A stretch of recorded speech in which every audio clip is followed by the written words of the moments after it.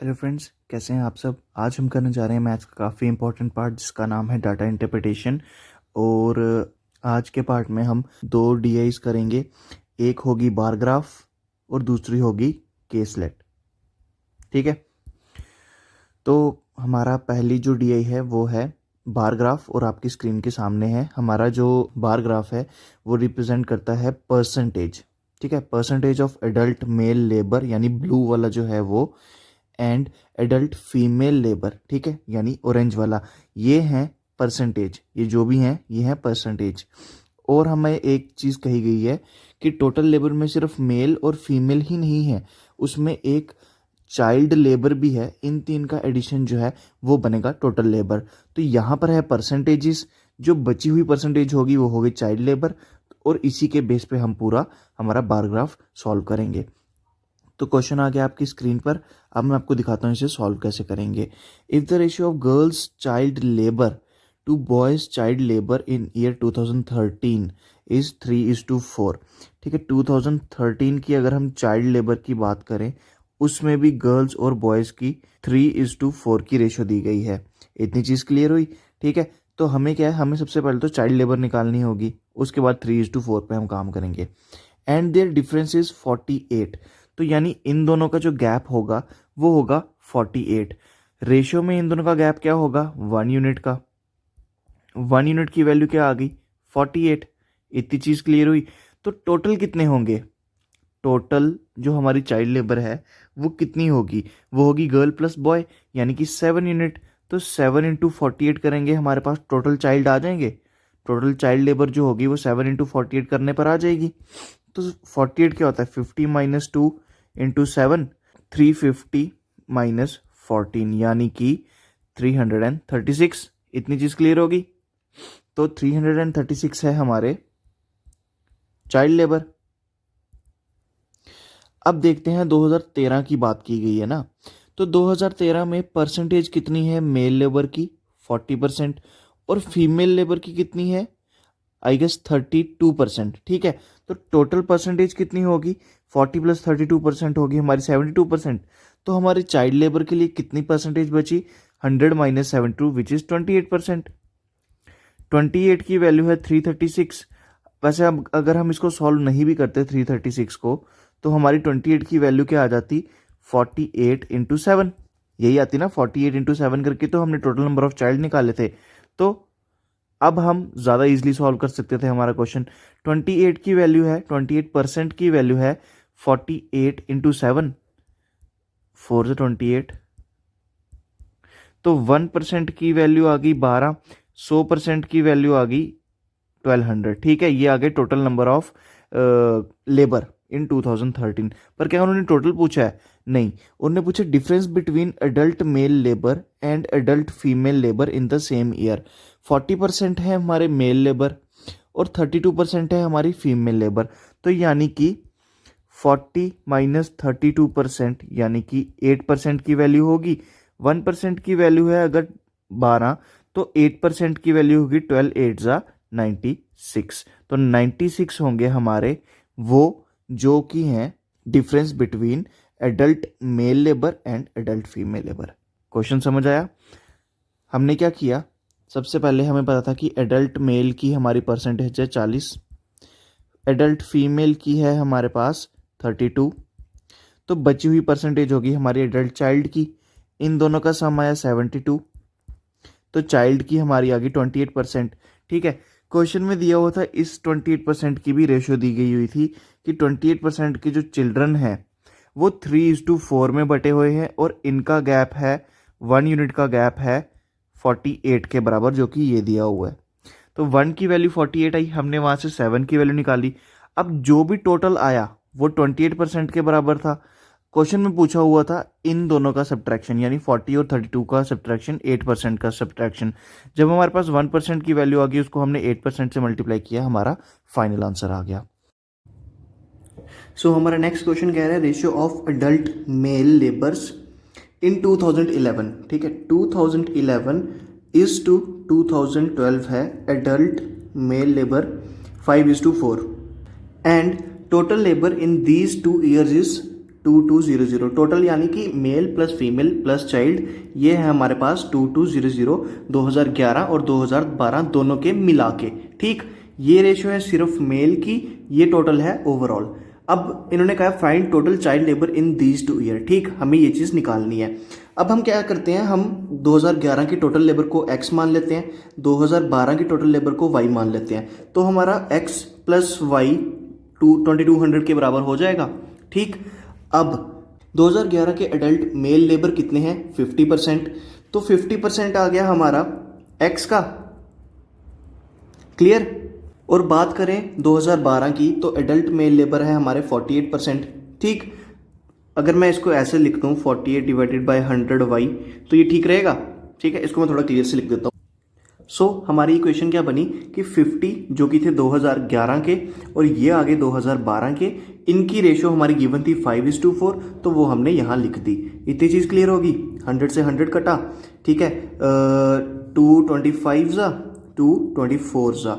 ठीक, और नेक्स्ट हम काट सकते हैं 5 ज़ा 4 6 ज़ा। ठीक, तो हमारे पास x डिवाइडेड बाय y आ जाएगा, ये क्रॉस मल्टीप्लाई हो जाएंगे 6 डिवाइडेड बाय 5, यानी कि जो टोटल पॉपुलेशन है 2011 की वो 6 यूनिट है और टोटल पॉपुलेशन 2012 की 5 यूनिट है। इतनी चीज़ क्लियर हुई।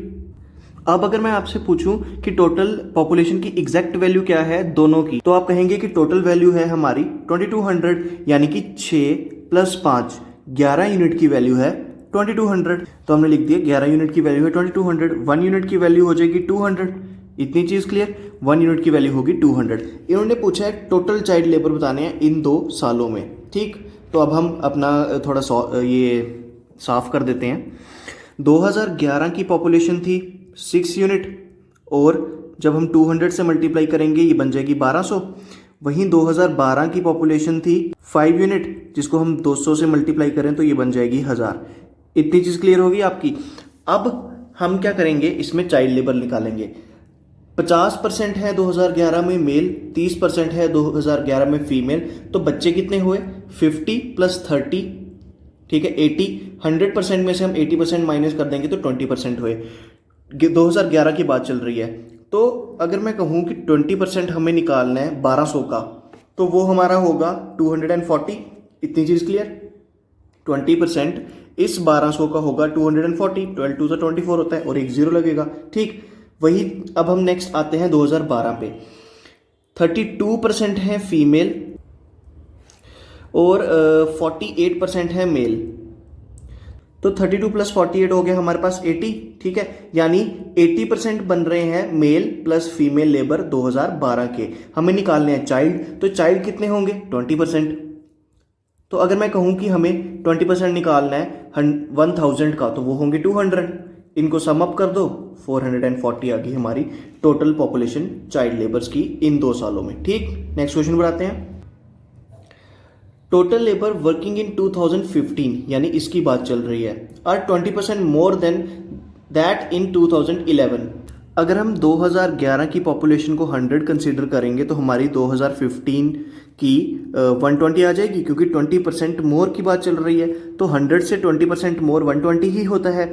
नेक्स्ट आगे, then the total adult female labour in 2015 is what percent. Percent और रेशियो में होगा अगर आंसर, तो हम सिर्फ एजम्पशन पर ही काम कर सकते हैं। ठीक है, अब इन्होंने पूछा है फीमेल लेबर की, 2015 की फीमेल लेबर की वो कितनी ज़्यादा है 2011 की चाइल्ड लेबर से। क्लियर, ये चीज़ क्लियर हुई।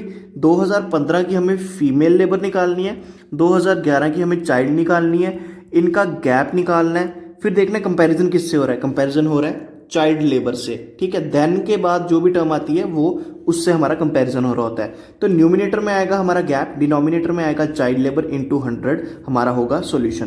तो चलिए करते हैं। फीमेल लेबर क्या होगी 120 अगर हमने टोटल मानी, फीमेल है आई गेस 24%, तो 120 का 24% क्या होगा, ये पॉइंट्स में वैल्यू चले जाएगी। ऐसा करते हैं 120 को 1200 बना देते हैं। ठीक है, ये 1200 हुआ तो वो 1000 होगा, तो हमने इसको बना दिया 1200, इसको बना दिया 1000। अब 1200 का 24% क्या होगा जीरो से जीरो कट गए, 12 × 24 करना है, यानी कि 12 × 12 × 2, 12 12 144, 2 288। ठीक, तो 288 आ गए हमारी फीमेल्स 2015 की, 288। अब चिल्ड्रंस की बात करते हैं 2011 के, तो 50 30 80 निकाल चुके थे हम पिछली बार, 200 होंगे हमारे 2011 के चिल्ड्रन। गैप कितने का है? 88 का। तो मैंने आपको बता दिया, न्यूमिनेटर में आएगा गैप, डिनोमिनेटर में आएगा नंबर ऑफ चिल्ड्रन इंटू 100। तो 44% आ गया हमारा फाइनल आंसर। हमने न्यूमिनेटर में गैप क्यों लिखा? क्योंकि यहाँ पर मोर की बात चल रही थी। अगर सिर्फ नॉर्मल का होता what percent of child labour, तो हम न्यूमिनेटर में चाइल्ड लेबर लगाते। इन्होंने यहाँ पर मोर वर्ड मेंशन किया, जिसकी वजह से न्यूमिनेटर में हमने गैप लगाया। ठीक है, नेक्स्ट क्वेश्चन पर चलते हैं।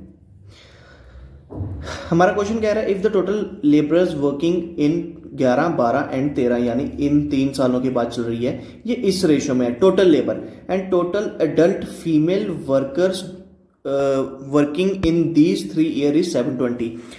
अब देखिए, जब भी हमें ऐसी वैल्यूज दी होती हैं, हम क्या कर देते हैं, इनको एज्यूम कर लेते हैं। हमने 2011 की एज्यूम कर ली 800, 2012 की एज्यूम कर ली 1000, 2013 की एज्यूम कर ली कितनी है, यहाँ पे 5 है ना, तो 500। ठीक, इतनी चीज क्लियर। अभी हम एजम्पशन पे चल रहे हैं, आगे जाके हमारी कुछ वैल्यू आएगी जिसको हम एग्जैक्ट वैल्यू से कंपेयर करेंगे। ठीक है, अभी फिलहाल क्वेश्चन ऐसे शुरू करना है। 8:10:5 की रेशियो में हमारी पॉपुलेशन बन चुकी है। अब देखते हैं इन्होंने किसकी बात की है, टोटल एडल्ट फीमेल की बात की है। तो टोटल एडल्ट फीमेल 2011 में क्या होंगी, 30% ऑफ 800, यानी कि 8 3 24, 240। टोटल एडल्ट फीमेल 2012 में क्या होगी, 320। और टोटल एडल्ट फीमेल 2013 में क्या होगी, 160। इतनी चीज क्लियर हुई। ठीक, अब हम क्या करेंगे, इनको एडअप कर देंगे। 6 4 10, 2 12, एक कैरी ऑन, 3 3 6, एक 720 आ गए हमारी टोटल फीमेल्स। तो क्वेश्चन में हमें कितनी दी हुई है, क्वेश्चन में भी हमें 720 ही दी हुई है, यानी जो हमने एज्यूम की थी वैल्यूज वो ही एग्जैक्ट वैल्यू थी। ठीक है, तो हमारे पास यहाँ पर फीमेल्स आ गई। नेक्स्ट चीज उन्होंने पूछी है find total number of child labourers working in these 3 years. ठीक है, 2011 में 20% थे, 2012 में भी 20% थे, और 2013 में होंगे 40 और 72 28%। 2013 में हो गए 28%। तो हमें इनकी वैल्यूज निकालनी है। हमें अब फीमेल्स की जरूरत नहीं है, हमें सिर्फ टोटल पॉपुलेशन की जरूरत है। तो चलो निकालना शुरू करते हैं। 20% ऑफ 800 होगा 160, फिर 20% ऑफ 1000 होगा 200, 28% ऑफ 500 होगा 140। तो 160 प्लस 140 हुए 300, प्लस 200 हुए 500, तो हमारे टोटल चाइल्ड आ गए 500। अच्छा, अब वो वाली फॉर्म हो चुकी है खत्म। अब हमारी नई टाइप की डीआई आई है, ये मैं आपको पहली बार करा रहा हूं, इसे कहते हैं केसलेट। ठीक है, केसलेट में क्या होता है, आपको एक पैराग्राफ दिया होता है, उससे आपको खुद डीआई बनानी होती है और फिर क्वेश्चंस के अकॉर्डिंग सॉल्व करना होता है। ये जस्ट लाइक जैसे हम रीजनिंग में करते हैं ना, पजल्स और सीटिंग अरेंजमेंट, कि हमारे पास एक पैराग्राफ अवेलेबल होता है, उससे हम एक डायग्राम बनाते हैं और उस डायग्राम को देख देख के हम अपना क्वेश्चन सॉल्व करते हैं। ये केसलेट डीआई बस उसी की एक फॉर्म है, बस ये इसमें जो हमारी जो डायग्राम होगी वो मैथमेटिकल टर्म्स में होगी। तो चलिए शुरू करते हैं इसको बनाना। कह रहे हैं देयर आर 5% ABCDE। ठीक है, E is 200% more efficient than A. तो आप हमें क्लियरली दिख रहा है ये टाइम एंड वर्क चैप्टर की डीआई है। ठीक है, टाइम एंड वर्क चैप्टर की डीआई है। तो इसीलिए आपको अगर डीआई करनी है, आपको उससे पहले सारे चैप्टर्स करने होंगे। यही रीजन था कि मैंने सबसे पहले सारे चैप्टर्स कवर करवाए हैं। ठीक है, अब आपको पता चल गया टाइम एंड वर्क की डीआई है। अगर आपका टाइम एंड वर्क जो है वो कमजोर है तो एग्जाम में आप इस डीआई को अटेम्प्ट नहीं करोगे। ठीक है, आप यहां से अपना टाइम बचा लोगे, कहीं और लगाओगे। ठीक, अगर आपका टाइम एंड वर्क स्ट्रांग है तो आप एग्जाम में इस चीज को 110% अटेम्प्ट करोगे। तो यही डिफरेंस होता है सारे चैप्टर्स पढ़ने का, आपको पता होता है आपका स्ट्रांग जोन क्या है, वीक जोन क्या है। तो अब चलो हम करते हैं। एफिशिएंसी की बात चल रही है। ठीक है, हम लिख लेते हैं ABCDE। आपको पता है एफिशिएंसी होती है स्पीड, तो एफिशिएंसी का इनवर्स होता है टाइम। तो अब हम हमारी डीआई बनाना शुरू करते हैं। E जो है 200% मोर एफिशिएंट है A से। A अगर 100 है तो E आ गई हमारी 300, क्योंकि 200% मोर का है, सिर्फ 200 नहीं का है। तो 100 से 200 मोर क्या होगा, 300। नेक्स्ट आ गया A's efficiency is 40% of B। तो A की एफिशिएंसी जो है वो B के 40% है, यानी B के 40% जो एफिशिएंसी होगी वो ए की होगी, यानी बी की एफिशिएंसी होगी 250। इतनी चीज क्लियर। सो बी की एफिशिएंसी आ गई 250, हमने यहां लिख ली। हमारी नेक्स्ट लाइन कह रही है A alone can complete A work in 45 days while D alone can do same work in 30 days. ठीक है, अगर ए एक दिन में 100 यूनिट काम कर रहा है और वो कोई काम 45 डेज में खत्म कर रहा है, तो टोटल काम हमारा 4500 होगा। एक दिन में 100 यूनिट, तो 45 दिन में कितना, 4500। ठीक, अब 4500 हमारे पास आ गया टोटल वर्क। इन्होंने कहा है कि डी यही 4500 का काम करता है 30 दिन में, तो डी की स्पीड क्या होगी, total work divided by number of days. ठीक है, 3 1 3 3 5 15, तो 150 आ गई हमारी डी की एफिशिएंसी। यहां हमने लिख दिया 150। नेक्स्ट चीज, C is 50% more efficient than B. 50% more efficient यानी 150% एफिशिएंट। समझ आई। हम क्या कहते हैं, अगर हमारी एफिशिएंसी है बराबर, तो हम कहते हैं हम दोनों की 100% एफिशिएंसी है, हम दोनों की बराबर एफिशिएंसी है। पर अगर आपकी एफिशिएंसी मेरे से 50% ज्यादा है, तो यानी वो 150% है मेरी एफिशिएंसी के। ये एक चीज, या फिर इसको दूसरे तरीके से मान लेते हैं, डी अगर 100 यूनिट्स है, डी की एफिशिएंसी 100 यूनिट्स है, तो सी की एफिशिएंसी 50% ज्यादा है, यानी सी की एफिशिएंसी 150 होगी। वही चीज मैंने आपको पहले परसेंटेज में बता दी। अगर आपको वैसे नहीं समझ आया तो आप ये मेथड भी अडॉप्ट कर सकते हैं। अब देखिए, डी की यहां पर एफिशिएंसी दी हुई है 100, तो सी की आती है 150, पर असली में डी की एफिशिएंसी है 150, तो यानी इस 100 की वैल्यू होगी 150। तो एक की वैल्यू क्या आएगी, 150 डिवाइडेड बाय 100। और सी की एफिशिएंसी निकालनी है अगर हमें, तो सी की एफिशिएंसी आएगी 150 डिवाइड बाय 100 इंटू 150। ठीक, मैंने क्या किया, मैंने कहा कि डी की ये वो वाली वैल्यू है जिसकी हम हेल्प से हमने डी और सी की एफिशिएंसी की रेशियो बनाई। ठीक, इतनी चीज क्लियर। अब इसको क्या किया मैंने, नेक्स्ट इस वाली वैल्यू को डी की जो असली एफिशिएंसी है यानी 150, इससे कंपेयर किया। 100 की वैल्यू थी अगर 150, तो एक की वैल्यू होगी 150 अपॉन 100। हमें इसकी वैल्यू निकालनी थी, तो हमारी सी की एफिशिएंसी क्या आएगी, 150 इंटू 150 डिवाइडेड बाय 100। इससे ये गया, इससे ये गया। 15 का स्क्वायर क्या होता है, 225, तो 225 आएगी हमारी सी की एफिशिएंसी। एक तरीका आ गया ये। ठीक है, दूसरा तरीका भी बता देता हूं, जो आपको आसान लगे वही अडॉप्ट करना। ठीक है, दूसरा तरीका क्या है कि यहां तक तो हमने वही स्टेप रिपीट किया, उसके बाद क्या किया हमने, इनको इनकी सबसे छोटी फॉर्म की रेशियो में कन्वर्ट कर दिया। 52 जा 100, 53 जा 150। नेक्स्ट चीज क्या की हमने, हमें पता है कि 2 की असली वैल्यू है 150, तो हमने कंपेयर कर लिया। 2 की असली वैल्यू है 150, तो 1 की वैल्यू हो जाएगी 75, हमें निकालनी है 3 की वैल्यू, तो 3 की वैल्यू हो जाएगी 225। तो दोनों केसेस में सेम ही आंसर आएगा। आपको जो मेथड अच्छा लगे आप वो अडॉप्ट कर लो। ठीक है, तो हमारी सी की एफिशिएंसी आ गई 225। नेक्स्ट कह रहा है टोटल वर्क इज 900 यूनिट। तो ये जितनी भी हमारी टर्म्स आई हैं ये 110% 900 को डिवाइड करती होंगी। अब आ जाते हैं हम हमारे क्वेश्चंस पर। सो हमारा फर्स्ट क्वेश्चन कह रहा है who among the following will finish the work at first while working alone. अगर ये सब अकेले अकेले काम कर रहे हैं तो सबसे पहले काम कौन खत्म करेगा। देखिए, अगर मैं आपको कहूं कि सबसे पहले काम वही खत्म करेगा जिसकी स्पीड सबसे ज्यादा होगी उस काम को करने की, तो ये चीज सही होगी। फॉर एग्जाम्पल एक रेस है, रेस में सबसे पहले एंड लाइन पे कौन पहुंचेगा, जिसकी भागने की स्पीड सबसे ज्यादा होगी। तो सबसे ज्यादा जिसकी स्पीड होती है वही सबसे पहले किसी भी काम को खत्म करता है। तो आपको 900 यूनिट को कंसीडर करने की जरूरत है ही नहीं कि आप 900 लो और सबको एक एक करके 900 से डिवाइड करो और देखो कि सबसे कम दिन में कौन काम खत्म कर रहा है। आपको ये चीज करने की जरूरत नहीं। आप सीधा देखो कि सबसे ज्यादा एफिशिएंसी किसकी है, क्योंकि मैंने आपको बार बार बताया है कि एफिशिएंसी मींस स्पीड। तो जिसकी एफिशिएंसी ज्यादा यानी उसकी स्पीड ज्यादा है, तो हमें बार बार 900 को इन टर्म से डिवाइड करने की जरूरत नहीं है। हम सीधा यही देखेंगे जिसकी एफिशिएंसी सबसे ज्यादा है वो सबसे पहले काम खत्म करेगा। तो देख सकते हैं कि ई की एफिशिएंसी सबसे ज्यादा है, तो हमारा ऑप्शन ई आ गया हमारा final answer. Next, ratio between time taken by B and C. तो हम बी एंड सी पर ही फोकस करते हैं।